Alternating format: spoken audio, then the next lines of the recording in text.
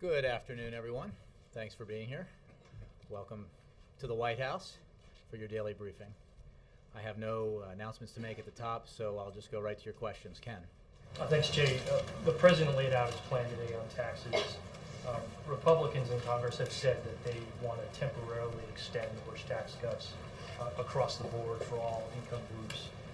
If that bill were to reach the president's desk, would he veto it? Let me say a couple of things, Ken. We have a lot of disagreement in Washington. The president talks about it all the time. The fact that we have a stalemate that has prevented us from doing some of the very important things we need to do to help grow the economy, to help it create more jobs, and to help make the middle class more secure. One thing that we all agree on, virtually everyone in Washington, Democrats and Republicans, is that the middle class tax cuts should be extended. We all agree. That's good for American families. It's good for the American economy. That's what the president announced today, his absolute intention and willingness to sign a bill that would extend tax cuts for 98% of the American people. If Republicans want to hold those tax cuts hostage to the tax cuts for the wealthiest Americans, including millionaires and billionaires, that seems pretty untenable. That seems like a hard argument to make. The president's position is clear. We should extend the tax cuts for the middle class, for 98% of Americans. We should not extend tax cuts for the wealthiest Americans, tax cuts for people who don't need them and for whom it doesn't even make it doesn't make economic sense to extend them. As any economist whose PhD is worth the paper it is printed on will tell you, middle-class Americans, hardworking middle-class Americans, when they get that tax cut, it has a very positive and direct and immediate impact on the economy. Wealthier Americans tend not to spend that, and the cost in terms of adding to our deficit makes it a net loss. So the president would sign tomorrow a bill that everybody agrees on, extend the middle class tax cuts. He does not support extending tax cuts for the wealthiest Americans. Does that mean he would veto a bill that extends the tax cuts across the board then? He would not support it. He would not sign that bill. During the weekend, several Democrats, including Robert Gibbs, were critical of Mitt Romney's offshore bank accounts. Does the president think that holding an offshore bank account would disqualify someone from being president? And why is this relevant to the campaign? How does this tell us how the next administration will help address the economic? Look, I think you should take purely campaign-related questions and address them to the campaign. I can simply say that the president believes that disclosure is an important tradition and a useful one in this country, and it's one that he's followed as a candidate for office, both when he ran for the Senate and obviously when he ran for president in 2008, and again now running for re-election. But beyond that, I think you should take that question to the campaign. Is there something nefarious about a presidential candidate having an offshore account? Again, that's a question you may address to the campaign. I think the issue here is most of these questions could be answered easily by any candidate who would simply disclose tax returns, as the president did, as virtually every major presidential candidate in recent memory has. Alice. Okay, thanks. The Bush-era tax cuts expiring at the end of the year are part of the fiscal cliff. Is the White House open to exploring a deal that would tie together a postponement of the sequesters coming in as a way of pushing off the sort of the impact of all of those things happening at the same time on the economy? Let me say two things. One, in terms of creating some greater economic certainty, the initiative the president announced today, which is his absolute willingness and intention to sign a bill that would extend for a year the tax cuts for 98% of Americans, that would that would create certainty for the vast majority of Americans, and it would have a very positive impact economically. Our position, the President's position on the broader issues, when you talk about the sequester, it's an action enforcing mechanism, and we all know what needs to be done to address our medium and long-term fiscal challenges. It's very clear at length in the President's budget proposal what his position is on how we need to move forward to address these issues, and that's a balanced approach that includes non-defense discretionary spending cuts that we've already made and signed into law. It includes reforms to entitlement programs to make them stronger and more cost-effective, and it includes asking wealthiest Americans to pay their fair share, so that we do not ask ordinary hardworking Americans and seniors and parents of disabled children to be the ones to bear the full burden of getting our fiscal house in order. That's his position, but would he rule out doing a deal that tied the two things together to get an extension, given you're not going to get it done in his you're Congress? trying to negotiate something that will be decided much later in the year today. I think what we made clear today, what the President made clear today is there are a lot of issues where we have a great deal of disagreement. There is a stalemate in Washington that is due almost entirely to the fact that Republicans are so intransigent when it comes to asking that everyone pay their fair share and do their fair share. But one thing we all agree on, Democrats and Republicans alike, is that America's middle class should have this tax cut extended, that their taxes should not go up on average $2,200 in 6 months. Since we all agree on that, pass the bill in the Senate, pass it in the House, send it to the White House, the President will sign it. And that will have a positive effect on those American families and on the economy. Yeah. Thank you. Is the President wedded to that $250,000 threshold? And does today represent a change? Before he said $200,000 for individuals, $250,000 income for households, or I think we're still talking about households here. The President's position has been this very same position for a long, long time, and it has not changed, and it will not change. He believes that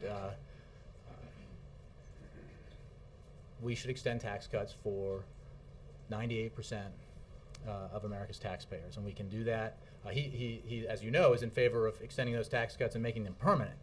But again, recognizing that there is a stalemate in Washington and that the broader issues of tax reform are very much a subject of contentious debate, let's do something that can have a positive effect on the economy and have a positive effect on the finances of millions and millions and millions of American families, and pass this and sign it into law right away.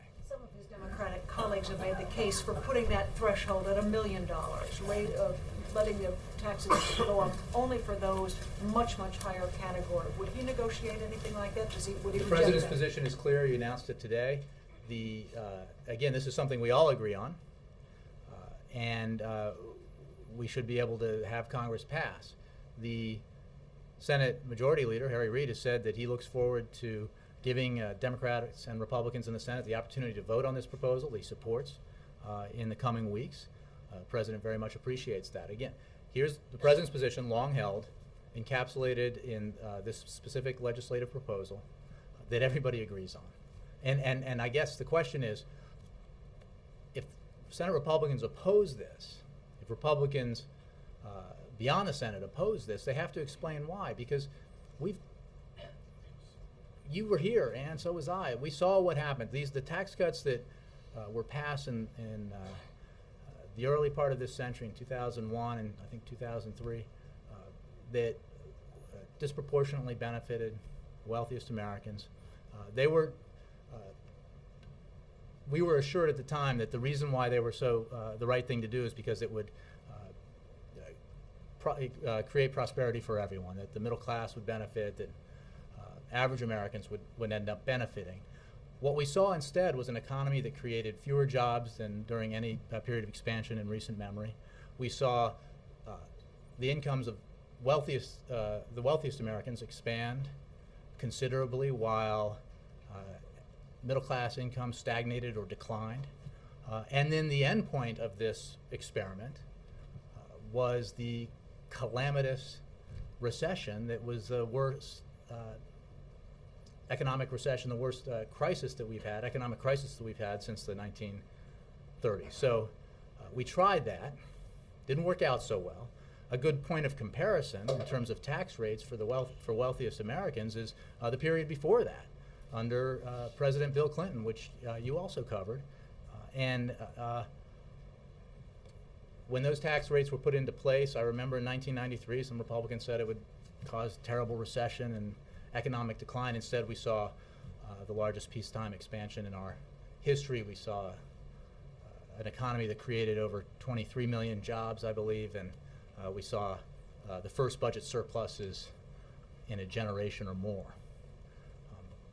So when we're looking at what these proposals are and comparing them, we don't have to guess about what the impact would be if they were implemented. If the president's proposals were implemented versus proposals put forward by Republicans both in Congress and on the campaign trail. We've seen the impacts of those policy proposals in the past, and I think most people accept the premise that the statistics bear out, which is that the middle class did not do so well in a situation where tax cuts were given to disproportionately to the wealthiest Americans, and our budget deficits exploded, and we ended up in a terrible recession. Where do you get the 97% figure for small businesses that would be under the 250? Where do I get it? Yeah. Well, we can provide you the sources for this, but this is I'm glad you asked me about this. Ann's question is, as you almost, on a save get key, when this issue is raised about the need to end these tax cuts for the wealthiest earners in America because we can't afford them, opponents of that policy come out and say, well, you're raising taxes on America's job creators, on small businesses, but it is a fact that 97% of America's small businesses would not be affected by this. It is a fact that of the 400 wealthiest Americans, roughly half of them would qualify as a small business under the definition put forward by Senator McConnell and others. I think it's a useful exercise to ask those who hold up the banner of being defenders of small business on this issue to say, well, where are these small businesses and who are they who would be harmed by this? And the fact is they're often partners in law firms or hedge fund managers. They're not the kind of small businesses that you and I tend to think of when we talk about small businesses. They're not the small businesses who have been helped again and again by this president, who has signed into law, I believe, 18 or 19 small business tax cuts, and who has on his to-do list for Congress another tax cut for small businesses that would go to small businesses that hire or raise their wages. If Republicans in Congress are concerned about small businesses, they have an opportunity this week to vote for that proposal. We look forward to them doing so. Move it around a little bit. Foreign policy, yes. Dave, Perhaps, maybe you want to ask about the tax cuts. Afghanistan, I'm sure you and everyone here have seen the video, the quote, execution of the woman in the Taliban village. General Allen had a statement. We wanted to give you an opportunity to say something from the podium about that. And I had another question on that as well. Sure. As you mentioned, General Allen, President Karzai, the U.S. Embassy have all spoken out to condemn the Taliban's public execution of an Afghan woman in the Parwan province. From here, I would echo that strong condemnation. Under the Taliban's rule, women's rights were ignored, attacked, and eroded. This cold-blooded murder is another reminder to the Afghan people and the international community of the brutality of the Taliban. The United States stands alongside the Afghan people, and especially the women of Afghanistan, to ensure that the hard-won gains made by women in the last 10 years in that country are not only protected but advanced. This links over to the whole issue of talks with the Taliban and the kinds of things that this White House considers in this process of negotiations, and in fact where those talks stand at this point. Well, 2 points. One, we support an Afghan-led process of reconciliation. There cannot be peace in that country without reconciliation, ultimate peace. The criteria that we have made clear must be present for any reconciliation process, for any Taliban who would reconcile, is that they would abide by the Afghan constitution. They would lay down arms, and they would renounce any ties to Al-Qaeda and to the tactics of Al-Qaeda. So those are the criteria that we put in place. But reconciliation, I think everyone recognizes, is something that has to move forward, and we support an Afghan-led process of reconciliation. See that video? I haven't discussed it with them. I don't know. Let me go to Nora and then Brianna. Yeah. Is this effort, the White House talking about extending these tax cuts for those under $250,000, a way to distract from the poor job numbers last Friday? No, it's a way to focus on something that we all agreed on, which is that these tax cuts for 98% of tax-paying Americans should be extended, and coming together around that rare consensus, voting yes to it, and having the president sign it into law. How could it be a reaction to something that happened a few days ago when it's been the president's position all along that these tax cuts should be extended for middle-class Americans? On that very point, that it's been the president's position all along. In December 2010, when he advocated an extension of all of the Bush tax cuts, including those for the wealthiest of Americans, he argued that raising taxes would be a quote-unquote blow to our economy. So what's different from now from then? The president's position has always been that we should permanently extend the tax cuts for middle-class Americans, and we should no longer extend the tax cuts for the wealthiest Americans. At the time that you questioned, there was a package of proposals that passed that helped the economy at a time that was very vulnerable, and that the president signed into law. What he made clear at the time was that he would not, in the future, support a measure that would extend tax cuts for the wealthiest Americans. And it was a point made by independent economists and others at the time, and they're making it again now, that when we're talking about positive effects on the economy, it is tax cuts to middle-class Americans that produce that positive effect. It is not tax cuts to the wealthiest Americans, who tend not to spend that money as quickly or as readily as hardworking middle-class Americans. And the cost of extending those tax cuts, $65 billion, I'm talking about for the high end, $65 billion for 1 year, close to $1 trillion over 10, is prohibitive, and we cannot afford it, and it does not work as a matter of macroeconomic policy. We've seen what happened in the period from 2001 to 2008. Okay. We saw the impact of those policy decisions. The president said that raising taxes on entrepreneurs who have money, he said then when entrepreneurs have money, it frees up, quote unquote, other money to hire workers. So why was the argument then that raising taxes on entrepreneurs would be bad? Well, first of all, and you're now talking it's apples and okay. oranges. As I just made clear, the small business. 2010, it would be a blow to the economy to raise taxes on individuals. Now he says it's not. Look, as I just said, we're talking 98% of the tax cuts, 98% for 98% of the American people. He has always supported extending. He supported it then. He supported it now. But in December 2010, he was worried about entrepreneurs. He's not now worried about Of course he is, entrepreneurs? which is why he has passed small business tax cuts and signed into law small business tax cuts for, I think, 17 or 18 or 19 times. It's why he has put forward a proposal that Republicans could join Democrats in supporting this very week that would extend another tax break to small businesses if they make new hires or expand the wages of their employees. The president's very concerned about that. You're buying into again the red herring argument that just isn't true, because, and they can't back it up, that somehow the top 2% of America's earners are all a bunch of small businesses, when in fact the people who would be affected by this that I would identify themselves as small businesses under that definition are largely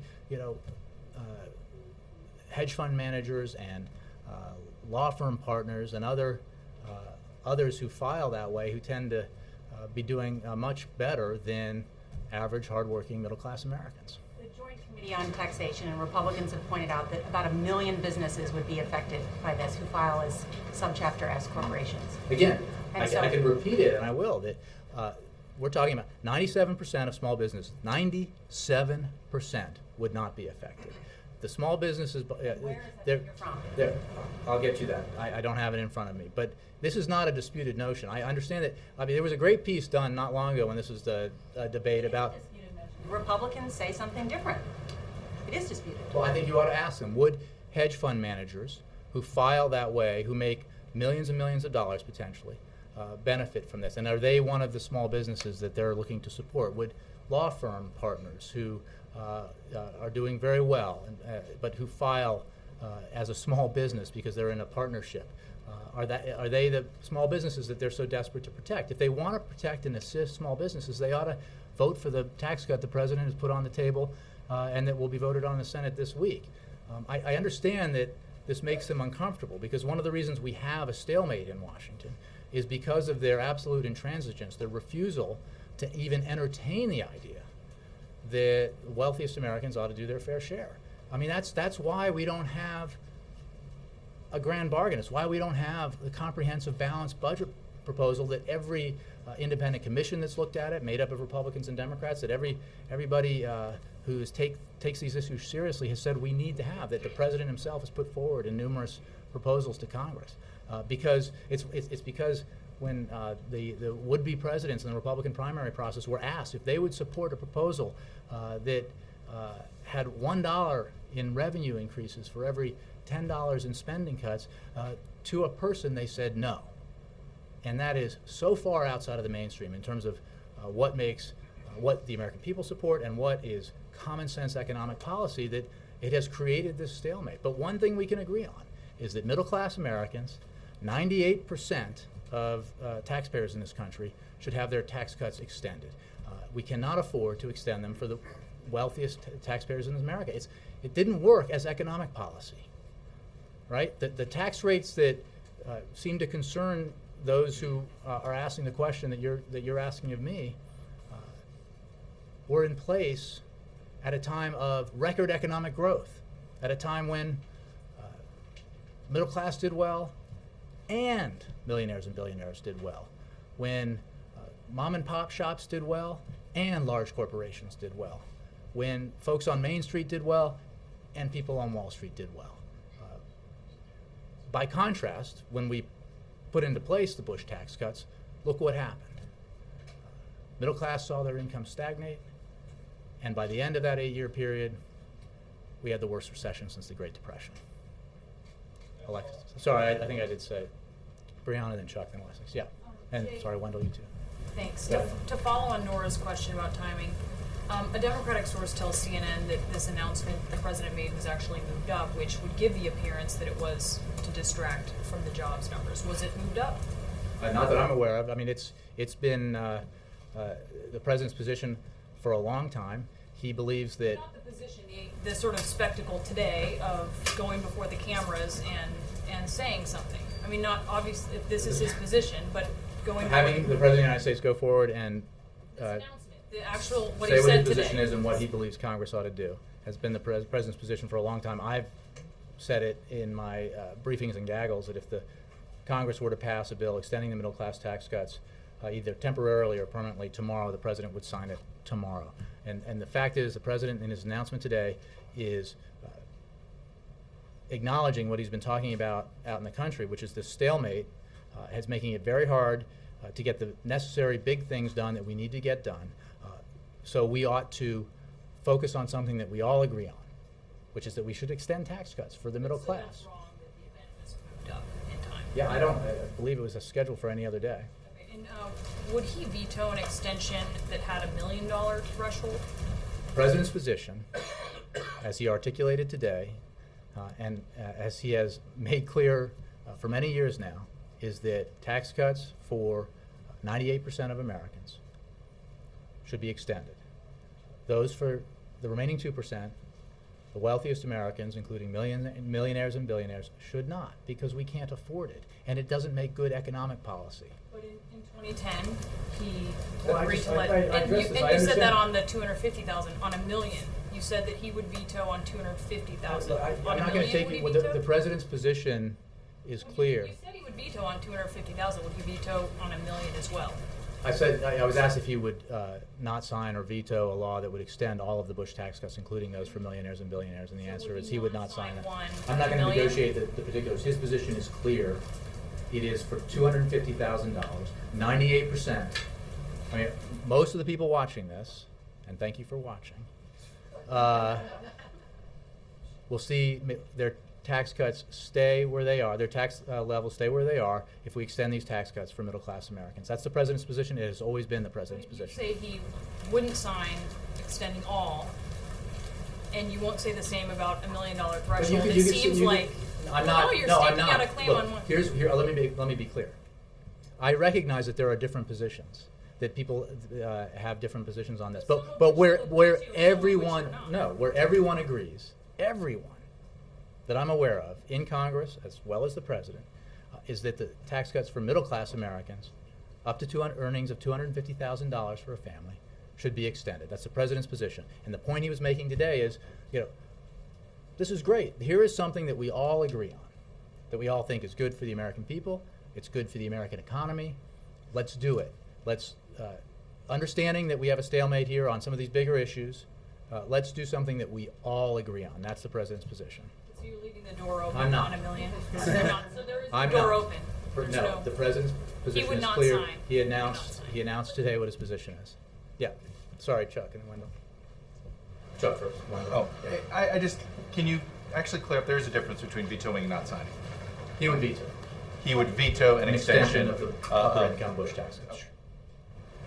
And I think, have I heard you twice now? Are you directly correlating the Great Recession with the Bush tax cuts? No, I think that the policies of that administration contributed mightily to what became known as the Great Recession, the worst economic crisis since the Great Depression. Not just the tax cuts. Maybe, in terms of our fiscal picture, 2 wars that weren't paid for didn't help. A Medicare expansion that was unpaid for didn't help.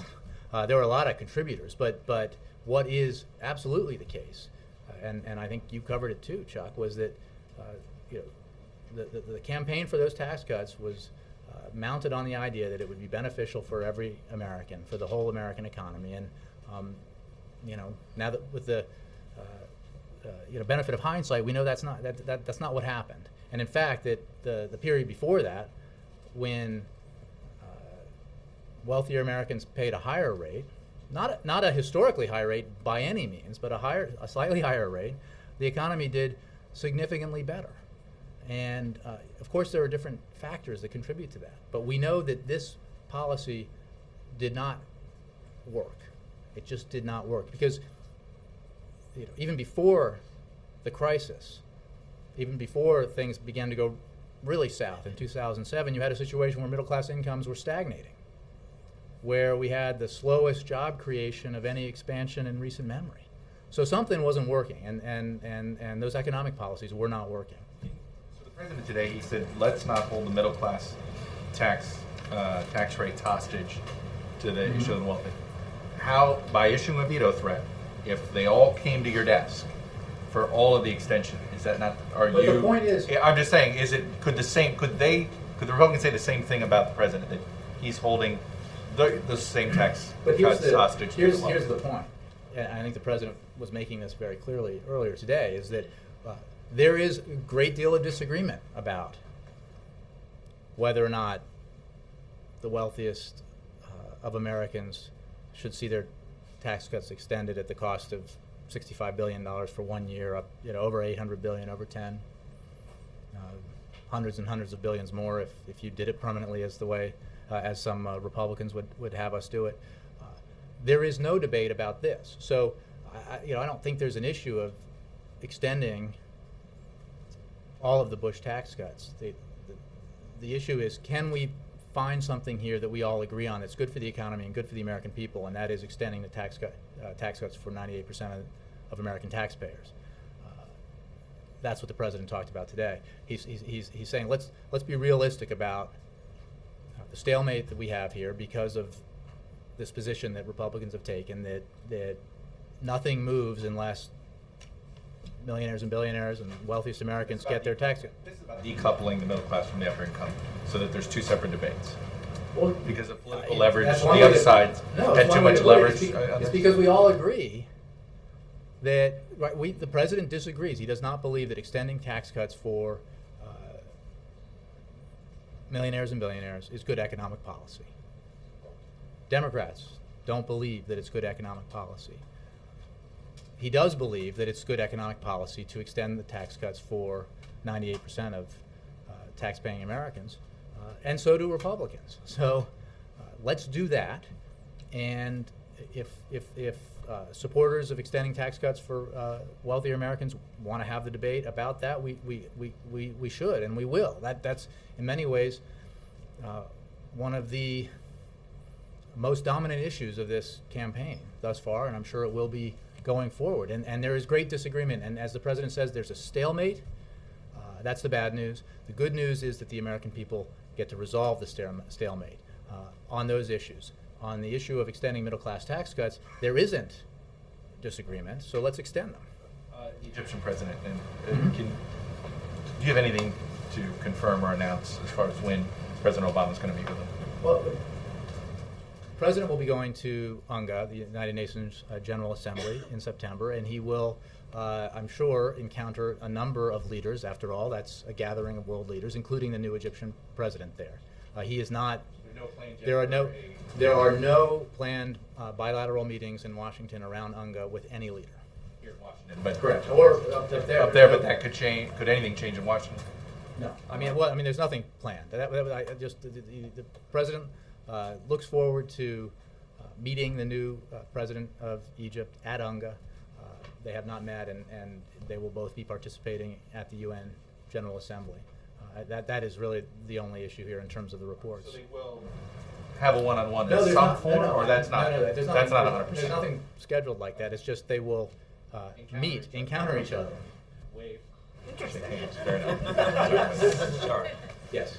Jay, the president said one of the reasons for today's proposal was to provide certainty for the middle class. Mm-hmm. Where's the certainty in a one-year extension? Well, the president very much supports permanent extension of tax cuts for middle-class Americans. Under his presidency, he's lowered taxes for middle-class Americans every year he's been in office. But the proposal today to extend it for 1 year recognizes that there are broader issues of tax reform that are highly contested, that unless there's a real break in the logjam, will not be resolved before the election. So a 1 year extension provides the certainty for a year.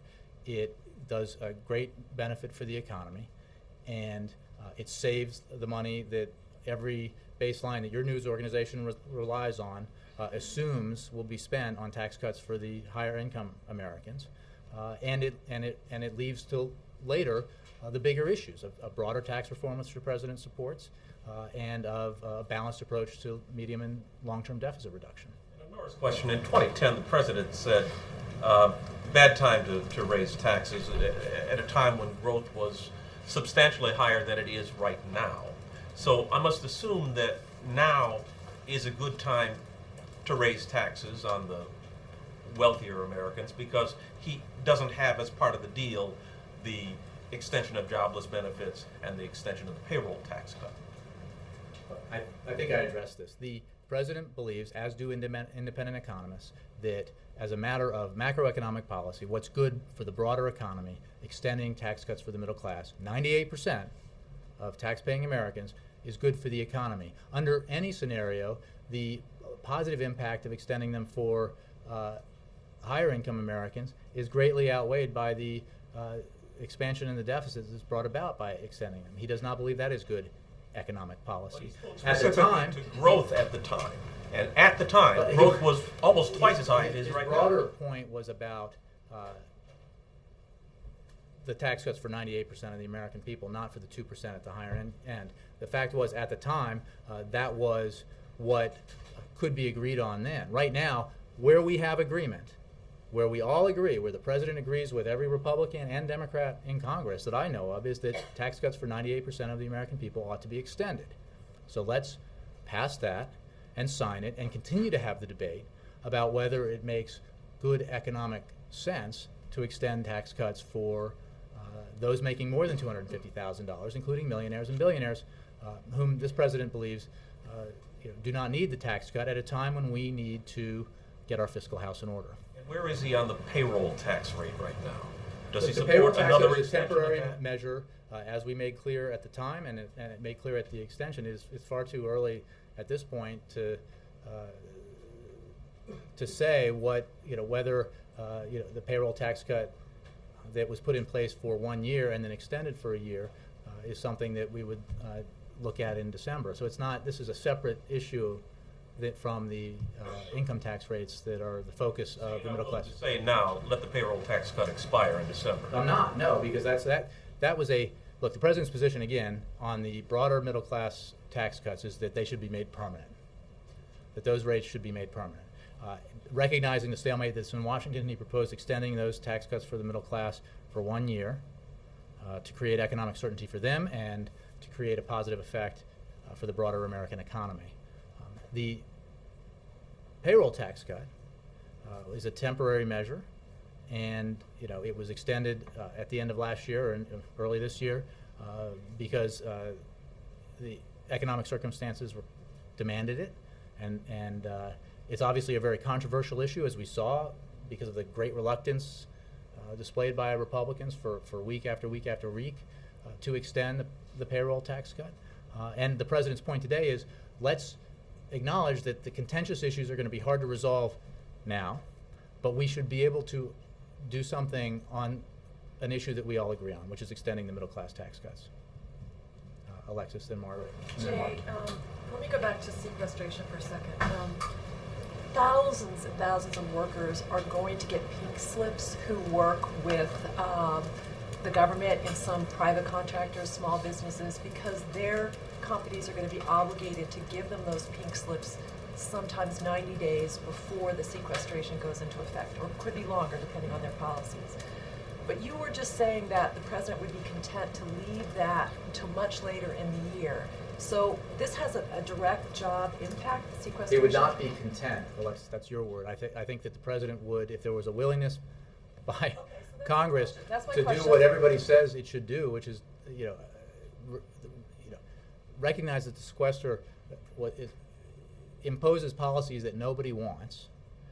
By definition, it's a forcing mechanism to get Congress to make tough choices. In this case, to deal with our medium and long-term deficit issues with a balanced plan.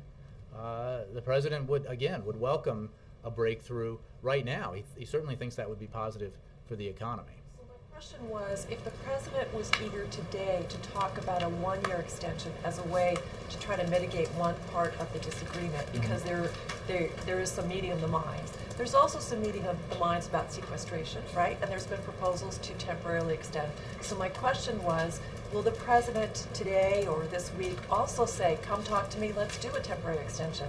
Look, the president today was talking about tax cuts. I don't have anything speculative for you about sequestration, except we all know what we need to do.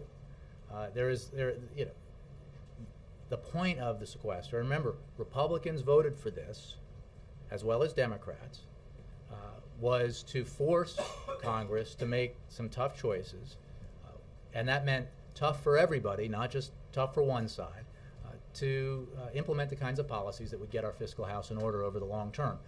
And that requires a balanced approach. It requires hard choices for Democrats and Republicans. It requires significant non-defense discretionary cuts in programs that affect a lot of people.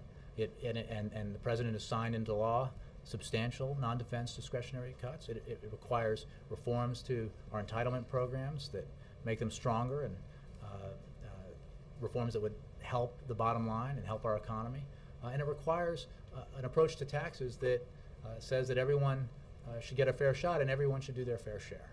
And that's been the holdup, that last part. A refusal to do anything on dealing with the sequester, on tax reform, on our overall budget issues because of this broadly uniform position that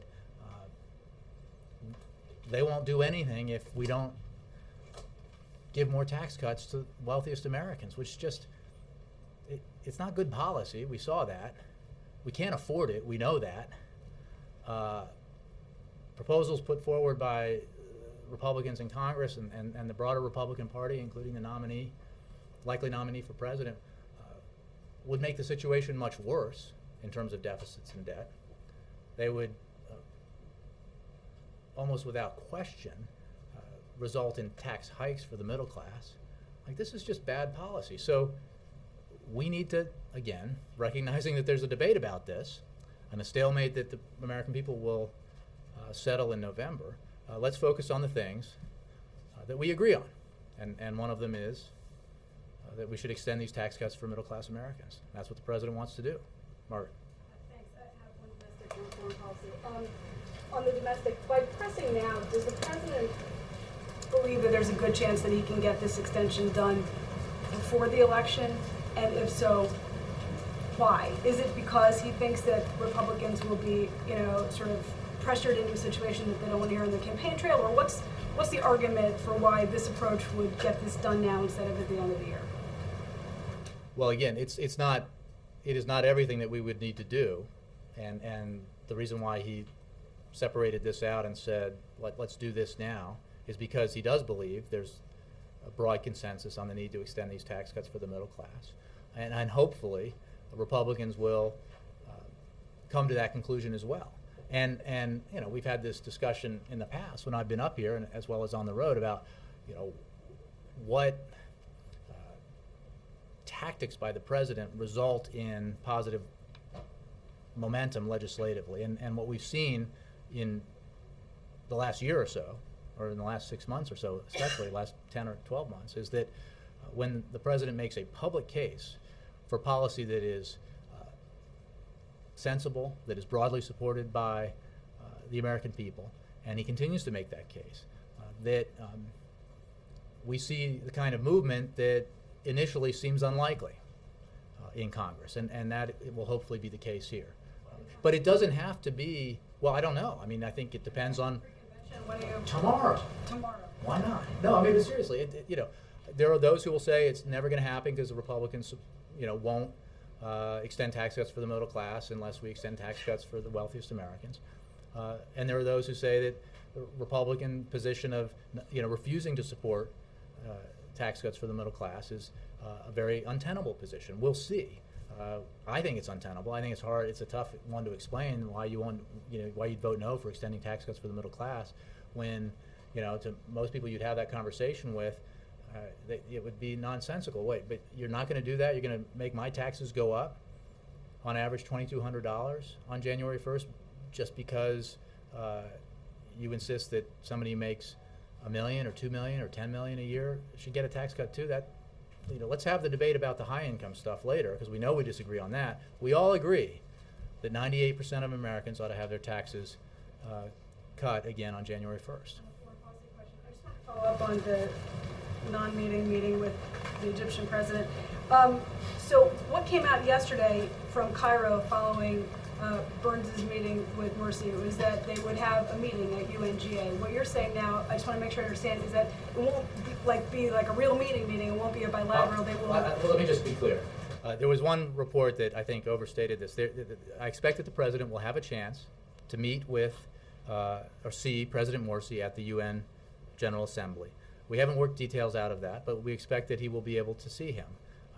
And this goes to, I think, Chuck's question. There hasn't been anything worked out, and there is no bilateral session planned here with any, it's not about Egypt, but with any leader. Nobody, we have a lot of world leaders coming to the United States, to the United Nations. The president has no bilateral meetings planned here in Washington around that. He will obviously see many world leaders while he's up at the United Nations, including, he hopes, the new president of Egypt. Maybe you can sort of peel back the onion. Is part of it that the president wants to sort of see Morsi in action a little bit more before he commits to a bilateral meeting, or what's kind of the politics of how that works? Let's be clear. I don't have any bilateral meetings with foreign leaders to announce with any foreign leader. This was.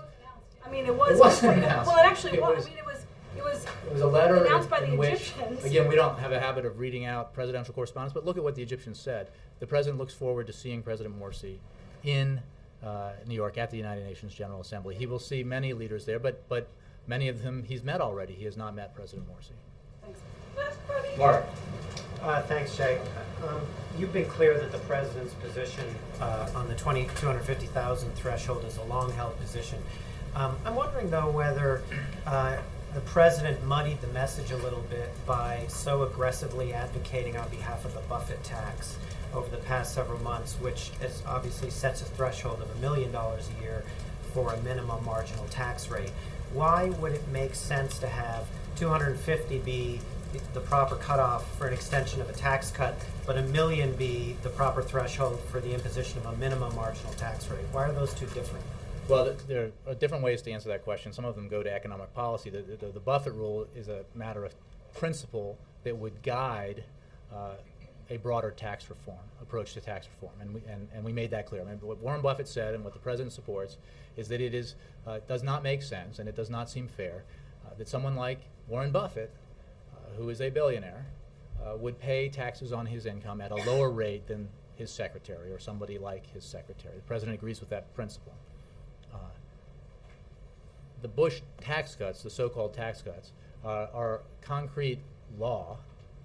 The president has long supported, they expire. The president has long supported extending and making permanent the Bush tax cuts, the middle-class tax cuts for 98% of tax-paying Americans. And that is reflected in the announcement he made today, recognizing that there's a lot of debate and disagreement over tax policy in Washington and on the campaign trail, and that getting broader tax reform done, getting broader issues resolved would be very hard.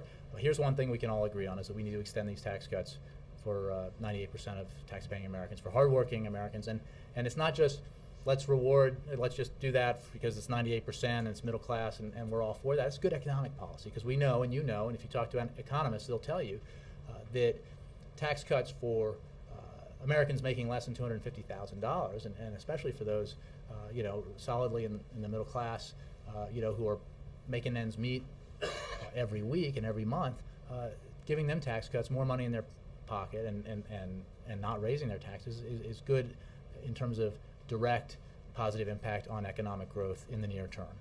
And there's a real difference there between, in terms of the macro issues, the economic growth issues, between tax cuts for middle-class Americans and tax cuts for the wealthiest of Americans. And one quick follow-up. Did the White House consult with Nancy Pelosi, Chuck Schumer, and others who are on the record for $1 million as a threshold prior to the president's announcement today?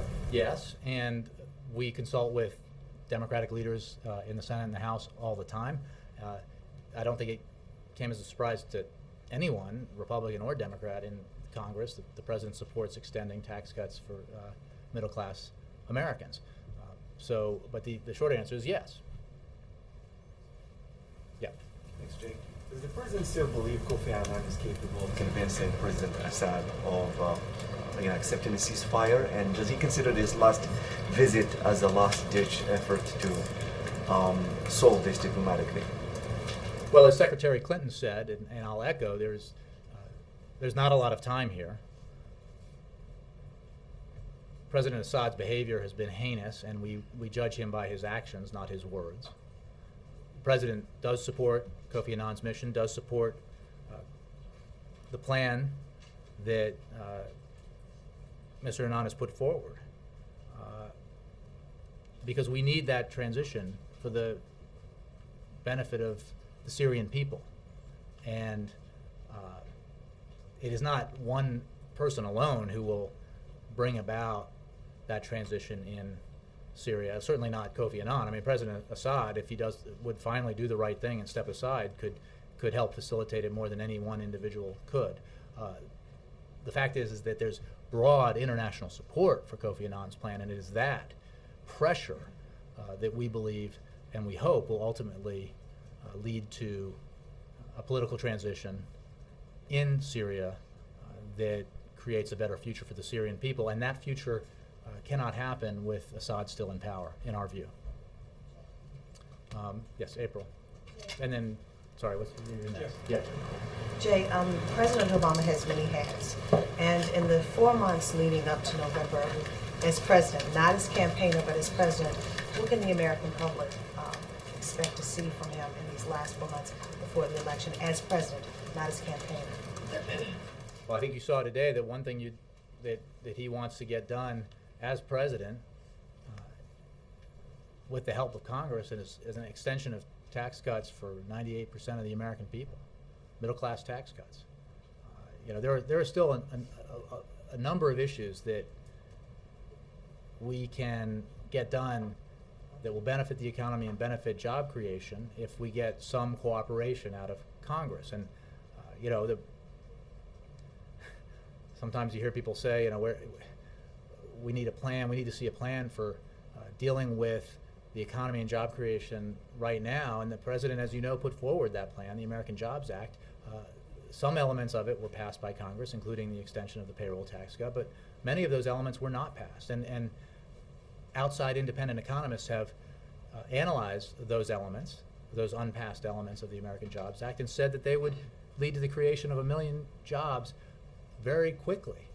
And that's why Congress ought to act on that, assuming that everyone on Capitol Hill is concerned with the need to have the economy grow faster and have it create more jobs faster, as the president is. So, the president's going to push these issues every day. And you're right, he's campaigning for re-election, but he's president of the United States every day, and he is interested in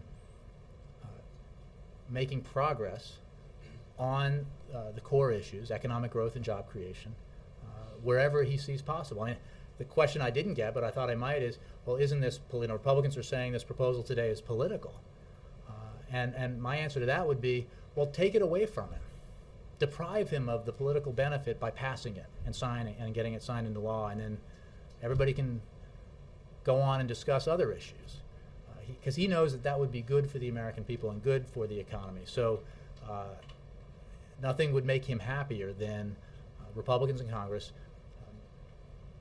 voting the way they, voting in the way that they say they believe, which is that 98% of Americans ought to get their tax cuts extended in January.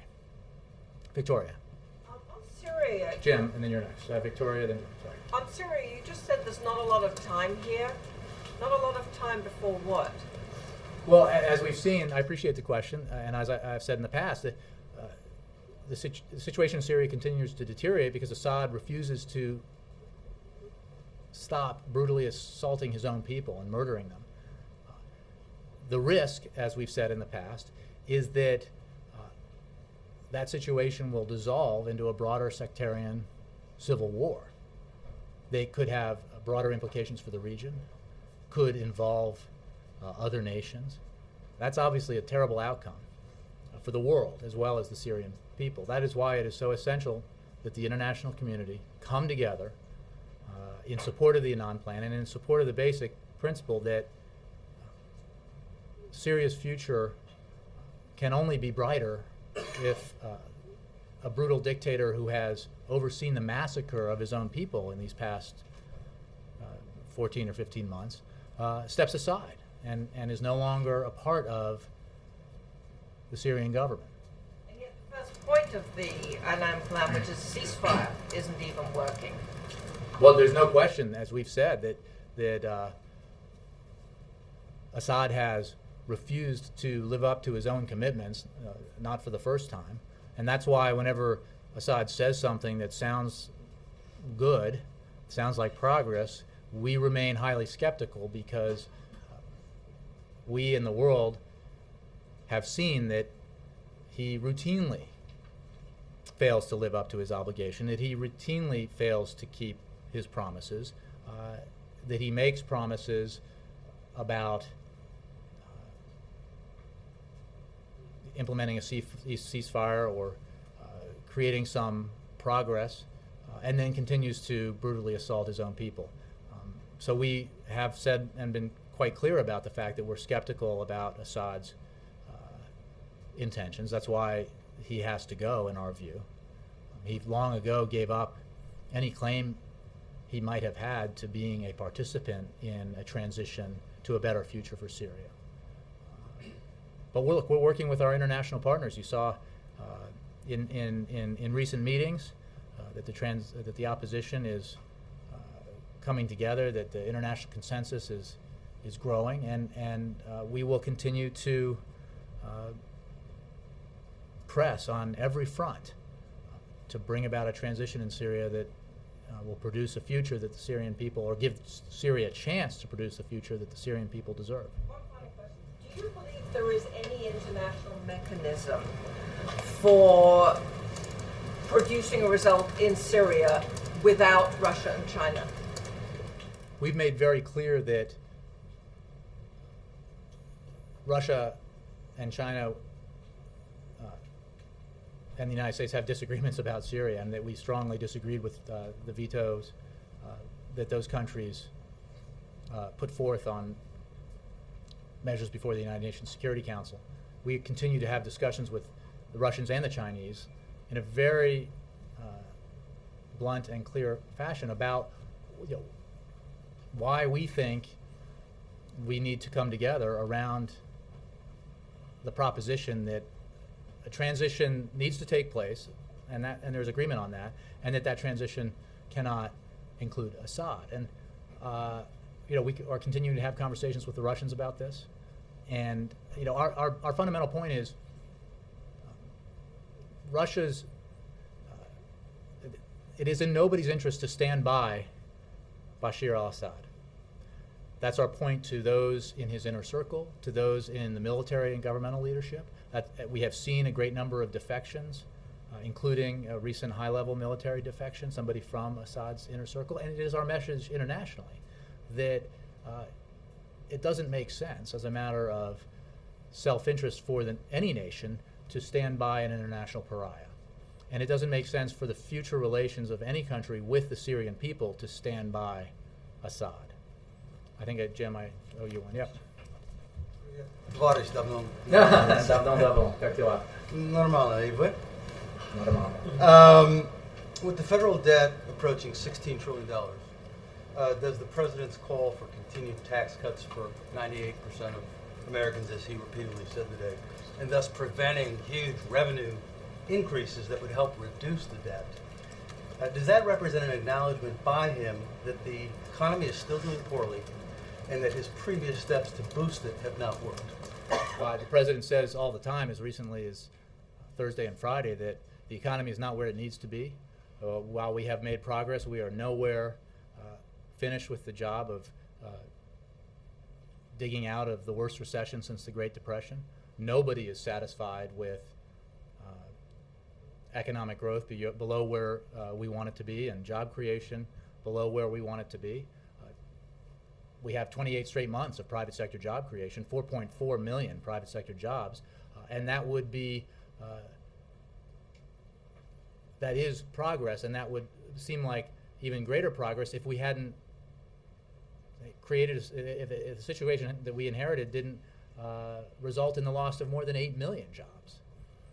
If we didn't have a situation where in the fourth quarter of 2008, before this president took office, the economy shrank by nearly 9%. I mean, think of that. The GDP shrank by nearly 9% in one quarter. So we have a long way to go, and the president makes that clear all the time. Now, in terms of the benefits of extending the middle class tax cuts, this president's position all along, we need to follow policies that help the middle class grow, create security for the middle class. The president's whole economic vision is premised upon the idea that we grow from the middle class out. We don't trickle down from the top and hope that the middle class benefits. That maybe once sounded like sensible economic policy, but it's been implemented and it didn't work. So what does work are policies that focus on creating more security for and expanding the middle class, and that's what the president's been focused on. The fact is that every baseline, to go to your point about the deficit, that your news organizations rely on in terms of what the deficit looks like in years going forward, assumes the extension of all the tax cuts. And by not extending tax cuts for the wealthiest Americans, we actually save $65 billion in this 1 year, over $800 billion over 10, close to $1 trillion if you include everything. And that's the right economic policy. We need to take measures that help the middle class. We need to ask the wealthiest Americans to do their fair share, and that's the president's belief. Thanks.